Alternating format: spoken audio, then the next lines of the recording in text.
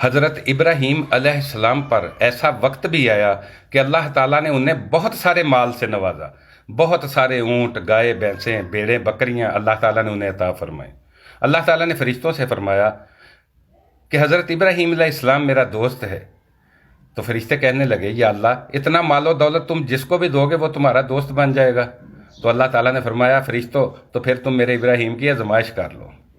ایک فرشتہ انسانی شکل میں جہاں پر حضرت ابراہیم علیہ السلام اپنے مال کو چرایا کرتے تھے، وہاں پر چھپ کر بیٹھ گیا اور اللہ کا ذکر کرنے لگا، سبحان اللہ، الحمدللہ، ولا الہ الا اللہ، واللہ اکبر۔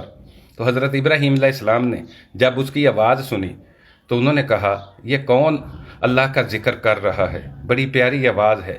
وہ آواز کی طرف بڑھے، جب وہاں پر پہنچے تو دیکھا وہاں پر ایک شخص بیٹھا ہوا اللہ کا ذکر کر رہا ہے۔ وہ آپ کو دیکھ کر خاموش ہو گیا۔ تو حضرت ابراہیم علیہ السلام نے کہا، مجھے اللہ کا ذکر سناؤ، تمہاری آواز بہت پیاری ہے۔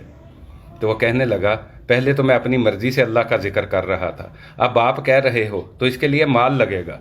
حضرت ابراہیم علیہ السلام نے اس سے کہا، کیا مال لوگے؟ کہنے لگا، آپ کے پاس جتنے بھی اونٹ ہیں وہ سارے لوں گا، پھر اللہ کا ذکر سناؤں گا۔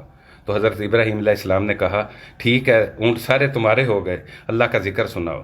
تو اس نے پھر پڑھنا شروع کر دیا، سبحان اللہ، الحمدللہ، لا الہ الا اللہ، واللہ اکبر۔ تھوڑی دیر اس نے اللہ کا ذکر کیا، پھر خاموش ہو گیا۔ تو حضرت ابراہیم علیہ السلام نے کہا، مجھے اور ذکر سناؤ۔ تو کہنے لگا، ابھی اور مال لگے گا۔ حضرت ابراہیم علیہ السلام نے کہا، کیا لوگے؟ کہنے لگا، ساری گائے بھینسیں لوں گا۔ تو حضرت ابراہیم علیہ السلام نے اس سے کہا، چلو گائے بھینسیں بھی تمہاری ہو گئیں، اللہ کا ذکر سناؤ۔ آپ اللہ کے ذکر میں مست ہو گئے۔ اس نے پھر ذکر کرنا شروع کیا، تھوڑی دیر ذکر کیا، پھر خاموش ہو گیا۔ حضرت ابراہیم علیہ السلام نے اس سے پھر کہا کہ اللہ کا ذکر سناؤ۔ کہنے لگا، ابھی میں جتنی بھی بھیڑیں بکریاں وہ لوں گا، پھر سناؤں گا۔ تو آپ نے فرمایا، چل بھیڑیں بکریاں بھی تیری ہو گئیں۔ پھر اس نے ذکر کرنا شروع کیا، سبحان اللہ، الحمدللہ، ولا الہ الا اللہ، واللہ اکبر۔